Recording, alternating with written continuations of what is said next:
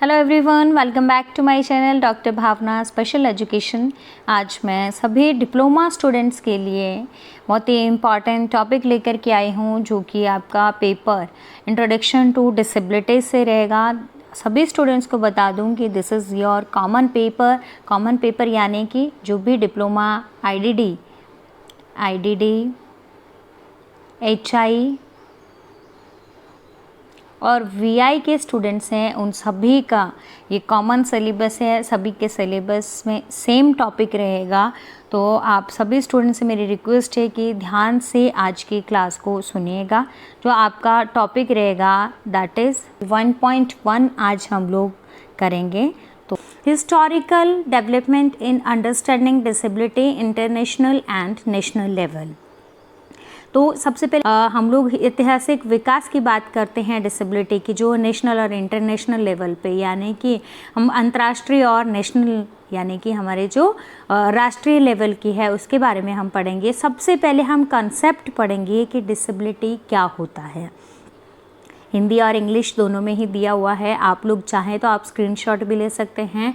और आप लोगों को मैं ये जो मेरे स्क्रीन मैं आप लोगों को शेयर कर रही हूँ, प्रेजेंटेशन है, मैं आप लोगों को टेलीग्राम चैनल पर भी अवेलेबल करा दूँगी। तो जिन स्टूडेंट्स ने अभी तक टेलीग्राम चैनल को ज्वाइन नहीं किया है वो डॉक्टर भावना स्पेशल एजुकेशन नाम से मेरा टेलीग्राम चैनल है और इसी के नाम से मेरा यूट्यूब चैनल भी है। तो आप लोग डॉक्टर भावना स्पेशल एजुकेशन से जो मेरा टेलीग्राम चैनल है, आप लोग नोट्स पाने के लिए उसको जल्द से जल्द आप लोग ज्वाइन कर लीजिए। और जिन्होंने अभी तक यूट्यूब चैनल को सब्सक्राइब नहीं किया है वो भी जल्द से जल्द यूट्यूब चैनल को सब्सक्राइब कर लें। और हो सके तो आप लोग स्क्रीनशॉट ज़रूर ले लीजिएगा, तो आप लोगों को नोट्स बनाने में उससे भी हेल्प मिलेगा।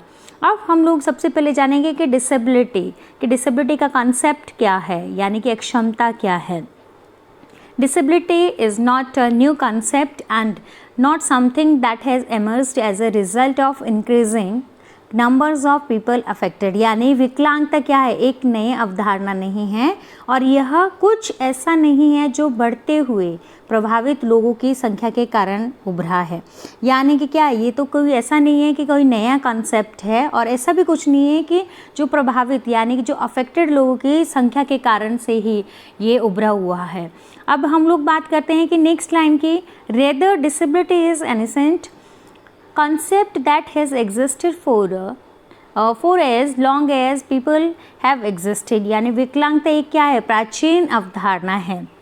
ऐसा नहीं है कि ये आज से ही चलती आ रही है। हम लोग अगर रामायण पीरियड की भी बात करते हैं तो ये उस टाइम से बिफोर 5000 ईरा यानी 5000 वर्ष पूर्व से ये क्या है, विकलांगता जो है चलती आ रही है, जो मानवों के अस्तित्व के बराबर। यानी जब से हम लोग अगर ह्यूमन बीइंग की कि हमारा अस्तित्व जब से हम लोग का अस्तित्व हुआ है तब से ही ये डिसेबिलिटी जो है हमारी चलती आ रही है। Although थर्ड पॉइंट में आप लोग देखेंगे, although disability has not changed, our views of meaning of disability have changed over time for the better। यानी कि हालांकि विकलांगता में कोई परिवर्तन नहीं हुआ है, हमारे विकलांगता के मतलब ये दृष्टिकोण में समय के साथ में क्या है, परिवर्तन हुआ बेहतरी के लिए। अगर हम लोग देखते हैं कि बिफोर 5000 ईरा, मैंने जैसे बोला कि राजा महाराजाओं के टाइम से क्या है, विकलांगता क्या है, चलती आ रही है। तो पहले क्या था कि अवेयरनेस नहीं थी, किसी भी तरह के प्रावधान नहीं थे। अगर हम लोग प्राचीन समय की बात करते हैं तो इन बच्चों को मोरोन, फीबल माइंडेड या फिर मोरोन यानी मूर्ख कहा जाता था, मनोरंजन का साधन माना जाता था इस तरह। और मोरोन, फीबल माइंडेड मतलब मूर्ख लोगों के मूर्ख के नाम से इनको जाना जाता था।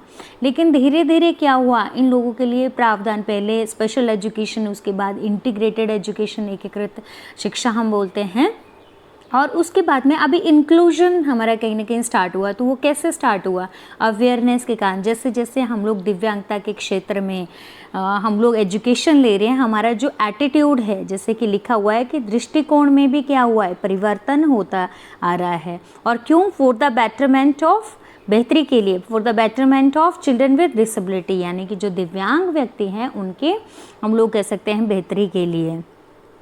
अब हम लोग देखेंगे नेक्स्ट स्लाइड पे कि historical development in understanding disability international की नेशनल लेवल पे हम लोग हिस्टोरिकल डेवलपमेंट देखेंगे डिसेबिलिटी की। अब इसमें आप लोग फर्स्ट पॉइंट देखिए एनिसेंट सिविलाइजेशन का। एनिसेंट सिविलाइजेशन को हम लोग कहते हैं प्राचीन सभ्यताएं। यहाँ आपके ये नेक्स्ट स्लाइड पे भी दिया है, बट मैं आप लोगों को इसी में ही हिंदी में ट्रांसलेशन कर दूँगी और नेक्स्ट स्लाइड को मैं आप लोगों को फ्यू सेकेंड्स के लिए मैं होल्ड करूँगी, आप लोग स्क्रीनशॉट ले सकते हैं। अब इसमें जैसे मैंने आप लोगों को क्या बोला कि प्राचीन सभ्यताएं हैं।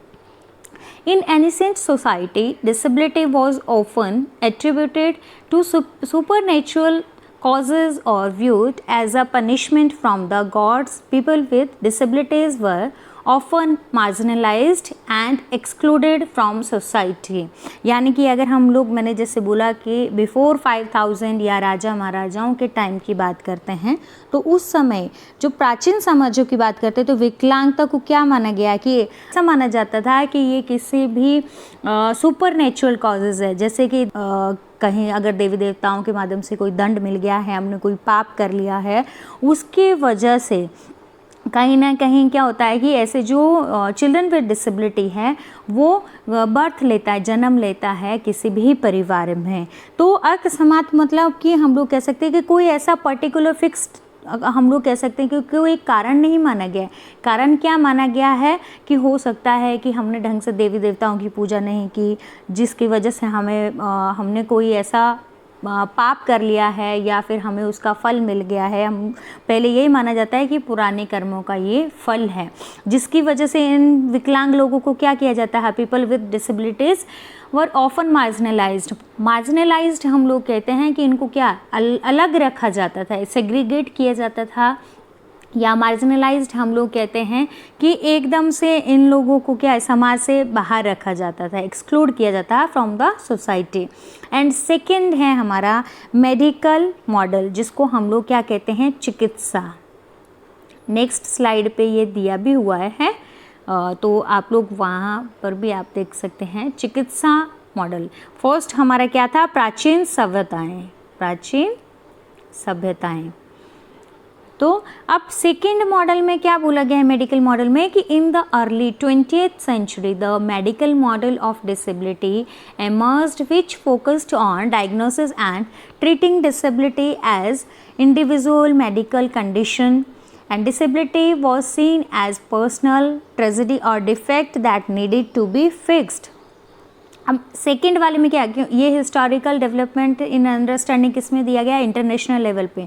तो जो चिकित्सा मॉडल है, अगर हम लोग बात करें कौन सी ईयर की बात की गई है, 20th सेंचुरी, 20वीं सदी की शुरुआत में क्या बोला गया कि विकलांगता के चिकित्सा मॉडल का उदय हुआ था।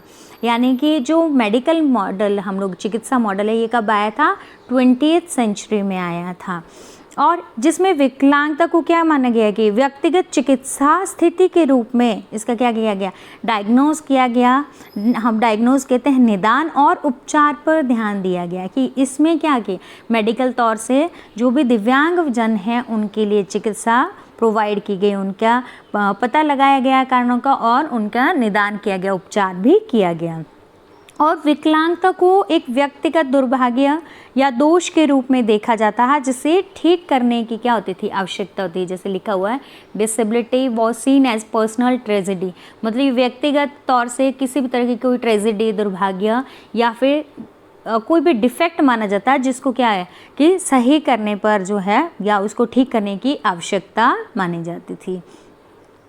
थर्ड वन आप लोग देख सकते हैं कि थर्ड पॉइंट में सोशल मॉडल, थर्ड मॉडल हमारा है सोशल मॉडल, जिसको हम लोग सामाजिक मॉडल कहते हैं। सामाजिक मॉडल, सामाजिक मॉडल हमारा कब आया, इन द 1970, यानी कि 1970 में, हमारा 1970 के दशक में क्या आया, सामाजिक मॉडल आया।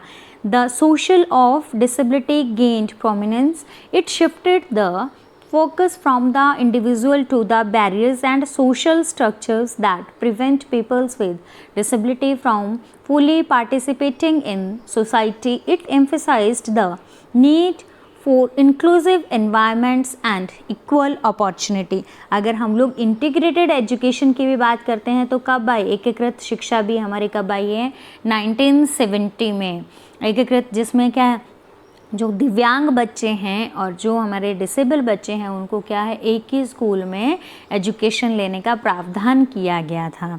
अब सामाजिक मॉडल में क्या बोला गया है कि 1970 के दशक में ये मॉडल आया, जो सामाजिक मॉडल है इसमें व्यक्ति से लेकर के सामाजिक बाधाओं और सामाजिक संरचनाओं पर खिंचाव किया गया मतलब फोकस उस पे किया गया जो विकलांगता वाले लोगों को समाज में पूरी तरह से भागीदारी करने से रोकते, यानी जो भी बैरियर्स है, यहाँ पे लिखा भी गया है कि जो भी हम लोग बैरियर्स थे सामाजिक तौर से या सोशल स्ट्रक्चर की बात की गई है, तो उसके ऊपर क्या किया गया, कहीं ना कहीं ध्यान दिया गया और जो बैरियर्स थे उनको कहीं ना कहीं हम लोग कह सकते हैं कि ख़त्म करने के ऊपर जोर दिया गया, है ना। और इसने सामाजिक वातावरण और समान अवसरों की आवश्यकताओं पर भी क्या किया, जोर दिया। अब इसमें क्या लिखा, it emphasized the need for inclusive environments. इसमें जो 1970 में ही एकीकृत शिक्षा शुरू हुई थी, उस टाइम से ही इंक्लूसिव एजुकेशन के लिए भी क्या है, पूर्ण रूप से तो नहीं हो पाई थी इंक्लूसिव एजुकेशन, क्योंकि इंक्लूसिव एजुकेशन का जो कंसेप्ट है वो अब से शुरू हुआ है। इंटीग्रेटेड एक प्रावधान किया गया था कि जो दिव्यांग बच्चे हैं उनको भी नॉर्मल बच्चों के समान एजुकेशन दिया जाए, बट ये सही रूप से वर्क नहीं किया, इसीलिए फिर अब इंक्लूसिव एजुकेशन जो है न्यू फॉर्म में स्टार्ट हुआ। फोर्थ पॉइंट में आप लोग देख रहे हैं, या fourth model, United Nations convention on the rights of person with disabilities, UNCRPD, very important. सबसे पहले तो मैं फुल फॉर्म बोलूँगी कि आप लोग प्लीज़ इसको अपने एग्ज़ाम के लिए ज़रूर प्रिपेयर कीजिएगा, बिकॉज़ ये हर एक आपके पेपर में ये आएगा, चाहे इंक्लूसिव एजुकेशन का है या ये आपका फर्स्ट पेपर है इसका है, तो आप लोग इसको प्लीज़ ज़रूर तैयार कीजिएगा, फुल फॉर्म को भी। अब इसमें UNCRPD कब आया, सबसे पहले तो इन 2006 द UNCRPD वॉज अडॉप्ट कब किया था, UNCRPD 2006 में किया था और 2008 में UNCRPD हमारा आया है। Marking a significant milestone in the understanding of disability, it recognises disability as human rights issue and calls for the full participation and inclusion of person with disabilities in all aspects of life। मतलब 2006 में UNCRPD को क्या दी गई, adopted मतलब मंजूरी दी गई, जो विकलांगता की समझ में हम लोग कह सकते हैं कि एक महत्वपूर्ण पड़ाव था, सिग्निफिकेंट माइलस्टोन हम लोग कह सकते हैं पड़ाव। और इसमें हम लोग विकलांगता को मानवाधिकार मुद्दों के रूप में मान्यता दी गई। किस रूप में, जो मानवाधिकार मुद्दे के रूप में इसको मान्यता दी गई, और विकलांगता वाले व्यक्तियों को पूरी तरह से जीवन के हर मतलब ऑल एस्पेक्ट्स की बात करते हैं कि हर तरह से हर पहलुओं में पूर्ण रूप से भागीदारी और समावेशन की मांग की गई। किसमें की गई है, आपके UNCRPD में, कि जो भी हमारे दिव्यांग जन हैं उनको हर पहलू हर एरिया में, इनको चाहे वो सोशल है या फिर हम लोग पर्सनल है, किसी भी तरह से हैं, हर एरिया में स्कूल लेवल की बात करें, इनको फुली इनको पार्टिसिपेट किया जाए, डिस्क्रिमिनेट नहीं किया जाए। तो ये तो आप लोगों का इंग्लिश में था, इंग्लिश में आप लोग स्क्रीनशॉट ले सकते हैं। इसी के साथ ही साथ ये अभी आपका जो हिंदी मीडियम के स्टूडेंट्स हैं, तो अभी मैंने हिंदी में आप लोगों को बोल के ही बताया था, तो आप लोग जो भी स्क्रीनशॉट लेना चाहते हैं वो लोग स्क्रीनशॉट भी ले सकते हैं नोट्स बनाने के लिए।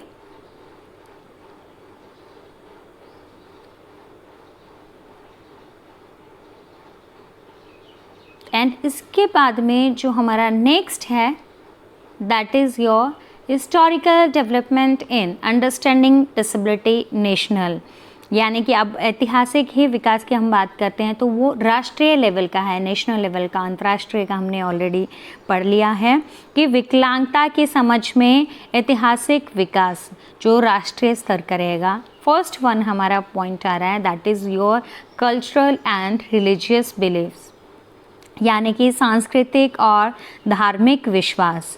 इन Indian history disability was often attributed to karma, fate और divine punishment due to cultural and religious beliefs. This led to the social marginalisation and neglect of individuals with disabilities. यानी भारतीय इतिहास में अगर हम लोग बात करते हैं तो विकलांगता को आमतौर पर क्या माना जाता है कि कर्म का, भाग्य का, या फिर जो भी हमने बात किया कि डिवाइन पनिशमेंट मतलब कि दिव्य दंड, जो भी दैविक हम लोग कह सकते हैं कि दंड हम लोगों को उसके कारण से दिव्यांगता पाई जाती है। यह सांस्कृतिक और धार्मिक विश्वासों के कारण विकलांगता वाले व्यक्तियों को सामाजिक निर्माण और उपेक्षा किए गए। मतलब कि क्या है कि सोशल मार्जिनलाइजेशन किस वजह से माने गए कि कल्चरल सांस्कृतिक और रिलीजियस यानी धार्मिक विश्वास के करके क्या इनको डिस्क्रिमिनेट किया जाता था, इन लोगों को क्या किया जाता था, कहीं ना कहीं नेग्लेक्ट किया जाता है, इग्नोर किया जाता है। एंड सेकेंड की अगर हम बात करते हैं ट्रेडिशनल केयर एंड सपोर्ट, पारंपरिक देखभाल और समर्थन। अभी इसमें क्या बोला गया है कि historical families and communities in India provided care and support to individuals with disabilities. However limited understanding and resources often hindered their full inclusion and participation in society. अब पारंपरिक देखभाल और समर्थन की बात करते हैं तो इसमें क्या बोला है कि ऐतिहासिक रूप से भारत में परिवार और समुदायों ने विकलांगता वाले व्यक्तियों के लिए देखभाल और समर्थन प्रदान किया। किसने प्रदान किया? जो भारत में परिवार थे या फिर जो कम्युनिटी मेंबर्स थे उन्होंने। हालांकि सीमित समझ कि हाउएवर लिमिटेड, ये क्या लिखा हुआ है इसमें कि हाउएवर लिमिटेड अंडरस्टैंडिंग की सीमित समझ और रिसोर्सेज कि जो हमारे पास जो भी हम लोग कह सकते हैं कि संसाधन थे वो भी क्या थे? लिमिटेड संसाधन थे। और उनके कारण क्या समावेश, और जो हम समावेशन की बात करते हैं या समाज में भागीदारी की बात करते हैं, फुली इंक्लूजन और भागीदारी की सोसाइटी में, तो वो पूर्ण रूप से नहीं हो पाया या हिंडर्ड हम लोग कह सकते हैं कि बाधाएं उत्पन्न होती थी। अब इसके बाद में थर्ड जो पॉइंट है दैट इज़ गवर्नमेंट इनिशिएटिव्स। सरकार की पहले की सरकार ने क्या किया, वो जो हमारे चिल्ड्रन विद डिसेबिलिटीज़ है या पर्सन विद डिसेबिलिटीज़ है, दिव्यांगजन के लिए। In recent decades Indian government has taken steps to address the rights and needs of people with disabilities, the person with disabilities, equal opportunities, the person with disabilities, equal opportunities, protection of rights and protection of rights के बाद में next है हमारा full participation. Acts 1995, आप लोगों को PWD act अगर हम लोग बात करते हैं तो आप लोगों को हर बार एग्ज़ाम में पूछा जाता है इसकी फुल फॉर्म। तो सभी स्टूडेंट्स, ऐसा नहीं है कि पर्सन विद डिसेबिलिटीज़ लिख लिया और वो सफिशिएंट हो गया, नो। आपको 1 मार्क तभी मिलता है जब आप equal opportunity, protection of rights और फुल पार्टिसिपेशन लिखते हैं act 1995। And the Rights of Person with Disabilities Act 2006 aim to promote inclusivity, accessibility and non-discrimination। सरकार की पहल में, सरकार ने जब पहल किया तो उसमें क्या बोला गया कि हाल के दशकों में अगर हम बात करें अभी की, तो भारतीय सरकार ने जो विकलांगता से ग्रसित जो भी लोग थे या व्यक्ति थे, दिव्यांगजन थे, उनके अधिकारों और आवश्यकताओं को पूरा करने के लिए कई कदम उठाए हैं। कई हम लोग कह सकते हैं कि उन्होंने स्टेप्स लिए हैं, टेकन स्टेप्स लिखा भी हुआ है। और व्यक्तियों के अधिकार, समान अवसर। अब जो व्यक्तियों के अधिकार, जो एक्ट है इसको हिंदी में क्या बोलते हैं? व्यक्तियों के अधिकार, समान अवसर, संरक्षण और पूर्ण भागीदारी अधिनियम 1995 में 7 डिसेबिलिटीज़ के लिए जो वर्क करता था, ये एक्ट 7 डिसेबिलिटीज़ के लिए वर्क करता है, ये भी पूछा जाता है कई बार। 1995 के बाद में कब आया हमारा जो PWD एक्ट की बात करते हैं, RPWD 2016 में समावेशिता। और अब हम लोग बात करते हैं कि इंक्लूसिविटी मतलब कि समावेशित, और एक्सेसिबिलिटी हम लोग कहते हैं पहुंच, एंड नॉन डिस्क्रिमिनेशन मतलब हम लोग कह सकते हैं कि किसी को भी किसी भी प्रकार से डिस्क्रिमिनेट नहीं किया जाएगा, अन्याय नहीं होगा, किसी को भी अलग नहीं रखा जाएगा। सबको क्या है, सबके लिए एक ही उद्देश्य माना गया RPWD एक्ट के अकॉर्डिंग भी और PWD एक्ट के अकॉर्डिंग भी कि इनको क्या है बढ़ावा दिया जाए, इनको भी इक्वल अपॉर्चुनिटी और पूर्ण रूप से भागीदारी की जाए। अब हम लोग फोर्थ की बात करते हैं। फोर्थ वन है कि डिसेबिलिटी राइट्स मूवमेंट। अब इसमें क्या बोला गया है कि विकलांगता के अधिकारों की आंदोलन। अब ये क्या है, inspired by international disability rights movement, advocacy groups and organizations have emerged in India to promote awareness, rights and equal opportunity for people with disabilities, यानी कि अंतर्राष्ट्रीय हम लोग विकलांगता के अधिकारों की आंदोलन से प्रेरित हो करके भारत में इंटरनेशनल डिसेबिलिटी जो भी अंतर्राष्ट्रीय विकलांगता के अधिकारों के आंदोलन से प्रेरित हो करके भारत में जागरूकता अवेयरनेस प्रोग्राम स्टार्ट हुए और जो भी दिव्यांगजन हैं उनको समान रूप से अवसरों को प्रदान किया जाए, इक्वल अपॉर्चुनिटीज़ दी जाए। इसके लिए जो भी समर्थन समूह थे और संगठन थे उन्होंने क्या किया, इनिशिएटिव लिया। अब इसके बाद में नेक्स्ट अभी आप लोग देख सकते हैं कि जिन्होंने भी स्क्रीनशॉट लेना है, ये हिंदी इसका वर्जन दिया हुआ है, तो आप लोग हिंदी में अगर नोट्स बनाना चाहते हैं तो स्क्रीनशॉट ले सकते हैं।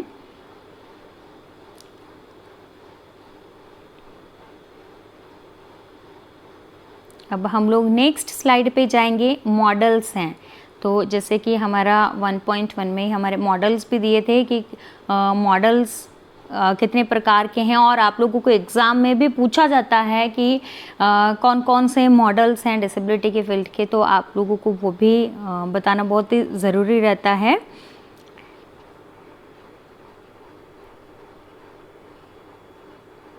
मॉडल्स ऑफ डिसेबिलिटी में आप लोगों को पूछा जाता है, again I repeat this is very important. अब इसमें फर्स्ट वन क्या दिया गया है, चैरिटी वेलफेयर, सेकंड है medical and third one is social human rights. ये आप लोगों को मैं एक एक करके एक्सप्लेन भी करूँगी। अब फर्स्ट वन अगर हम लोग बात करते हैं कि चैरिटी मॉडल ऑफ डिसेबिलिटी, यानी कि विकलांगता का चैरिटी मॉडल फर्स्ट वन है। Again I repeat, very very important. अब the charity model of disability views disabled individuals as object of pity and in need of charity and assistance. मतलब कि विकलांगता का जो चैरिटी मॉडल है, यानी कि अगर हम पहले की बात करते हैं तो जो दिव्यांगजन थे उनको क्या माना जाता है, दया का एक पात्र माना जाता था। उन्हें दानशीलता और सहायता की आवश्यकता, मतलब उनको ऐसे माना जाता था कि इनको हमेशा ही क्या है, इनके प्रति दया का भाव रखना बहुत ही ज़रूरी है, इनको दान किया जाए या फिर इनको सहायता दी जाए। तो ये आपका किस मॉडल में दिया गया है, चैरिटी मॉडल में। एंड सेकेंड पॉइंट क्या बोला गया, it emphasises providing medical treatment, rehabilitation services and charity to help disabled individual cope with their impairments। यानी कि इस मॉडल में जो दिव्यांगजन हैं, विकलांग व्यक्ति हैं या जो उनकी असमर्थता से निपटने के लिए उनको क्या है, चिकित्सा यानी कि उनको मेडिकल ट्रीटमेंट, चिकित्सा उपचार दिया गया और उनके लिए रिहैबिलिटेशन सर्विसेज हम लोग कहते हैं पुनर्वास सेवाएं प्रदान की गई और उसके माध्यम से उनमें क्या है, कहीं ना कहीं चैरिटी मॉडल टू, ये अभी charity to help disabled individual की उनकी जो अक्षमताएं हैं उसके लिए इनको क्या निपटने में, जिससे इनको आसानी हो सके। एंड थर्ड वन है आपका कि the focus is on addressing disability through acts of kindness and generosity from individuals. यानी इस मॉडल में क्या बोला गया कि इस मॉडल का ध्यान दया और उदारता से विकलांगता को संबोधित करने पर होता है। सिंपल सी चीज़ है कि इसमें इस जो मॉडल में बात की गई है तो काइंडनेस की और जेनरसिटी की बात की गई है, दया भाव की बात की गई है। And fourth is this model can reinforce negative stereotypes create dependency and limit the agency and rights of disabled individual। यानी कि यह मॉडल क्या है, नेगेटिव स्टेरियोटाइप हम लोग कहते हैं कि जो भी हमारे नेगेटिव की थॉट्स का मतलब है कि हम लोग ये सोचते हैं कि जो दिव्यांग जन है ये कुछ नहीं कर सकते हैं, डिपेंडेंट रहेंगे। तो ऐसे जो हमारा स्टेरियोटाइप बिहेवियर रहता है उसकी वजह से क्या होता है, ये जो दिव्यांग जन है ये क्या है, डिपेंडेंसी, यानी कि ये इनको हम लोग कह सकते हैं कि हमेशा ही ये दूसरों पर डिपेंड रहें। और limit the agency of rights and disabled, यानी कि इसकी वजह से क्या होता है, कहीं ना कहीं जो अधिकारों और स्वतंत्रता को भी क्या कर देता है, सीमित कर देता है। अब आप लोग देख सकते हैं the medical model of disability.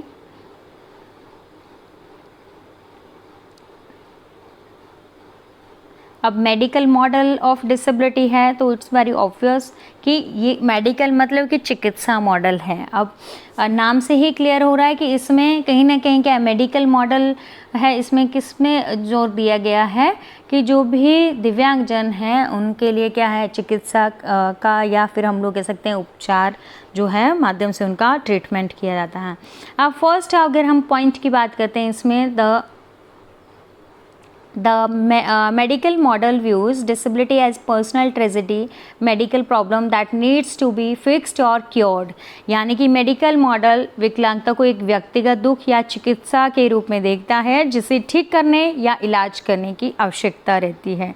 जैसे मैंने ऑलरेडी बोला भी कि क्या है, इसमें जो भी व्यक्ति को कोई भी विकलांगता है उसको क्या है, व्यक्तिगत रूप से उसको सही करने पर भी जोर दिया जाता है।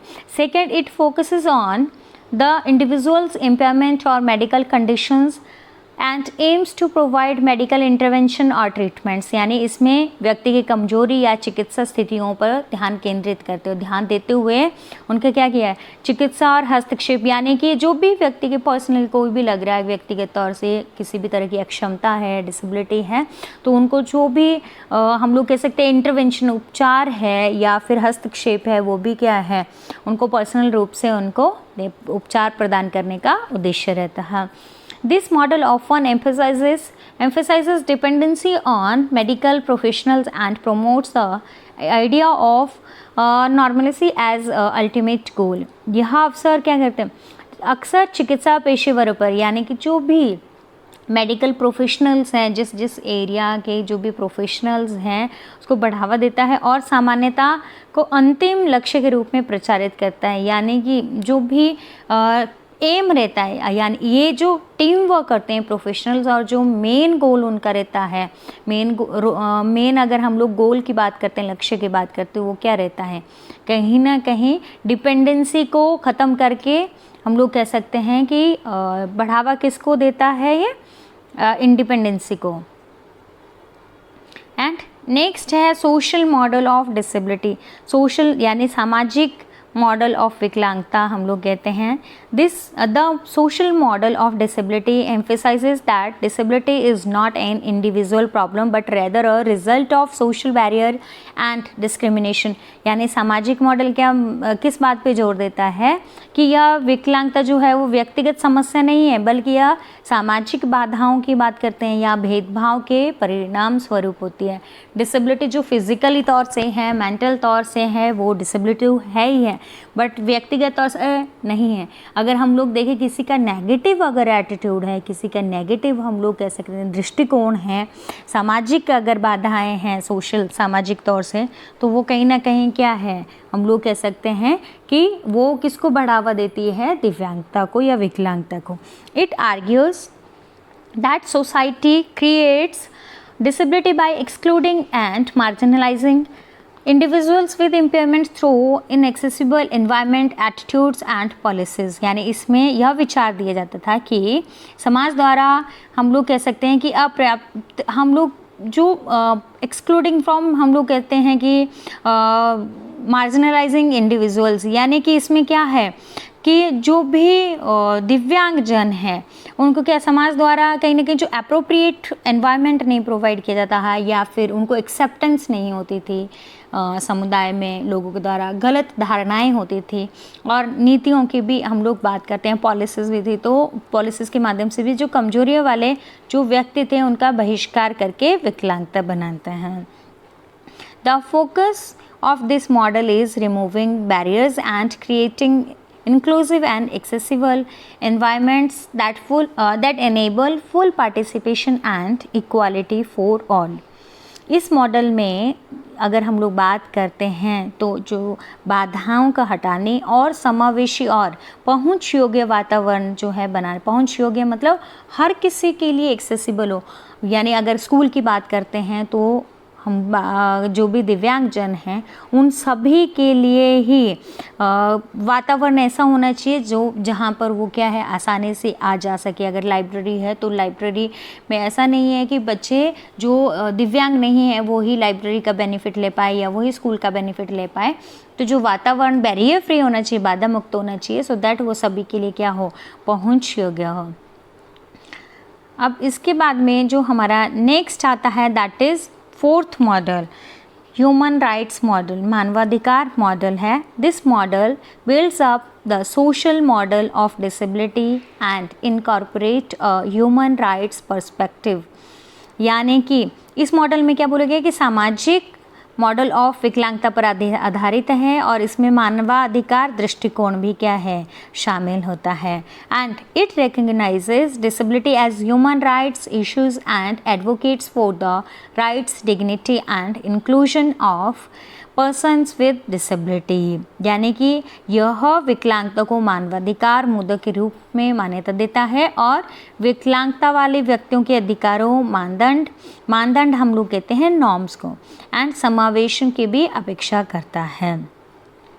एंड नेक्स्ट है कि the focus is on promoting equality, non discrimination and full participation of person with disabilities in all aspects of life, यानी इसका मुख्य ध्यान क्या है, समानता, अकेलापन, विरोध और विकलांगता वाले व्यक्तियों के संपूर्ण जीवन के सभी पहलुओं में पूर्ण रूप से भागीदारी करने पर प्रमोट करता है। यानी कि क्या है, जो मेन हम लोग कह सकते हैं कि जो सोशल मॉडल का हम लोग बात करते हैं, इसका उद्देश्य क्या रहता है कि जो भी दिव्यांगजन है उनको क्या है, किसी भी तरह से डिस्क्रिमिनेट नहीं किया जाए, भेदभाव नहीं किया जाए, उनको इक्वल अपॉर्चुनिटीज़ दी जाए, पूर्ण रूप से सहभागिता दी जाए, उस पर ये जोर देता है।